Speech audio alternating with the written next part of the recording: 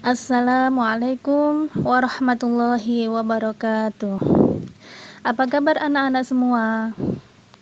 Semoga kita senantiasa selalu sehat dan dalam lindungan Allah Subhanahu wa Ta'ala. Alhamdulillah, pada kesempatan kali ini kita akan memulai pembelajaran seni budaya pertama kali di awal semester 1 walaupun secara daring. Baik, di sini kita nanti akan membahas tentang materi berkarya seni rupa.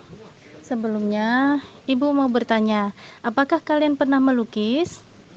Bagi yang belum pernah, apakah kalian pernah melihat seniman yang sedang melukis?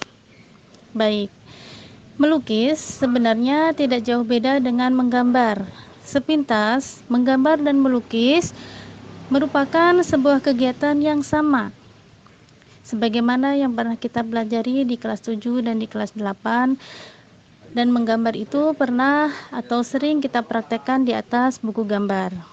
Untuk perbedaannya antara menggambar dan melukis, menggambar cenderung memakai alat dan bahan yang bersifat kering seperti pensil, pena, atau pena hitek, pensil warna, krayon, dan lain sebagainya. Sedangkan melukis cenderung menggunakan media yang bersifat basah, seperti contohnya cat air, cat minyak, akrilik, kuas, kain, kanvas, dan lain sebagainya. Baik, sekarang kita akan membahas tentang pengertian seni lukis. Seni lukis adalah gambaran pada bidang datar atau yang disebut dua dimensi. Seni lukis bersifat searah. Jadi, apabila kita melihat pameran seni lukis, kita dapat melihat lukisan tersebut dari arah depan dan tidak bisa melihat dari arah sebaliknya. Seni lukis di sini menggunakan alat-alat basah atau bahan-bahan basah seperti cat air, cat minyak, dan lain sebagainya. Dengan menggunakan garis, titik, bidang, bentuk, warna, tekstur, serta efek pencahayaan dengan acuan keindahan, maka terciptalah suatu karya lukisan yang bisa dinikmati estetikanya atau keindahannya. Dasar seni lukis ini mempunyai fungsi hiburan. Jadi, melalui nilai keindahan yang terkandung di dalamnya. Selain itu, seni lukis memiliki fungsi sebagai media sosial. Melalui sebuah gambar dan ekspresi seorang seniman dalam upaya memberi respon berbagai aspek yang ada di lingkungan melalui karya seni lukis. Sekarang, silahkan kalian simak pengertian tentang seni lukis menurut beberapa para pakar. Yang pertama, seni lukis di sini atau melukis adalah kegiatan mengolah medium dua dimensi atau permukaan datar dari objek tiga dimensi untuk mendapat kesan tertentu dengan melibatkan ekspresi, emosi, dan gagasan pencipta secara penuh. Sehingga sebuah lukisan harus dapat menerjemahkan apa yang ada dalam objek, tema, atau gagasan secara representatif.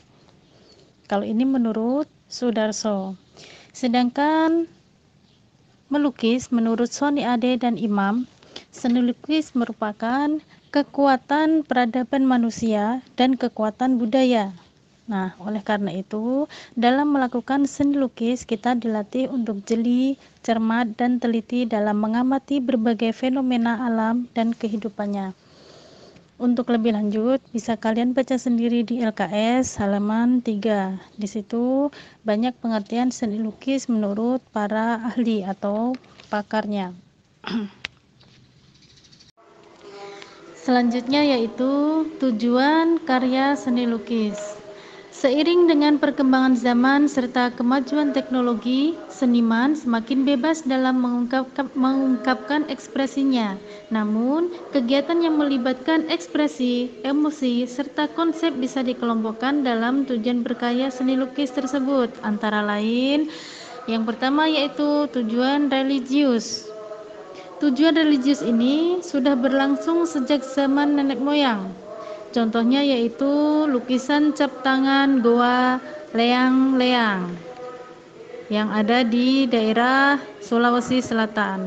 Ada lagi lukisan Ka'bah yang ditorehkan umat Islam sebagai pengungkapan rasa syukur bisa datang ke tanah suci atau mengekspresikan keinginan mereka bahwa mereka ingin segera ke tanah suci. Yang kedua yaitu tujuan majis. Seorang seniman yang memiliki tujuan majis memiliki lukisan yang dibuat untuk mendatangkan majis atau sihir. Contohnya seperti lukisan Nyi Roro Kidul. Gunanya untuk pemujaan. Adapun tokohnya yaitu Bogem Wicaksono Adi. Selanjutnya, tujuan simbolis. Tujuan simbolis ini untuk melambangkan asa atau cita-cita. Nah, tujuan melambangkan asa dan cita-cita di sini biasanya seseorang menggambarkan apa yang ingin diraihnya. Seperti contoh yang dibuat oleh Basuki Abdullah, yaitu tentang lukisan kepahlawanan. Selanjutnya, tujuan estetis. Tujuan estetis di sini semata-mata mengutamakan rasa keindahan atau hanya diutamakan seni indahnya saja yang diutamakan tentang keindahannya. Sehingga lukisan yang dapat dinikmati sebagai penghias ini bisa menimbulkan rasa senang bagi pelukis serta untuk para penikmat seni. Contoh lukisan ini bisa kita lihat dalam dekorasi-dekorasi atau dalam hiasan-hiasan dinding atau pajangan-pajangan lukisan. Selanjutnya yaitu tujuan komersil. Tujuan komersil di sini maksudnya seseorang membuat lukisan dan menawarkannya kepada konsumen semata-mata untuk meraup keuntungan atau untuk memenuhi kebutuhan sehari-hari. Biasanya pelukis jalanan atau seseorang membuat kaligrafi untuk dijual dan lain sebagainya. Yang terakhir yaitu tujuan ekspresi. Tujuan ekspresi di sini seperti yang digambarkan oleh seniman Afandi, yaitu tentang topeng kehidupan yang menggambarkan gambar topeng. Baik, selanjutnya silakan dipahami, silakan dibaca LKS-nya halaman 3 dan 4. Jika ada yang belum paham, silakan ditanyakan dengan lewat voice note atau lewat japri. Kemudian silakan dikerjakan 5 soal yang ada di situ. Setelah itu, soal latihannya silakan disalin ulang di buku tulis, kemudian dikerjakan dengan baik, ditulis dengan rapi, dan difoto dengan jelas, kirim ke nomor ibu. Selanjutnya, jika ada pertanyaan silakan bisa lewat japri.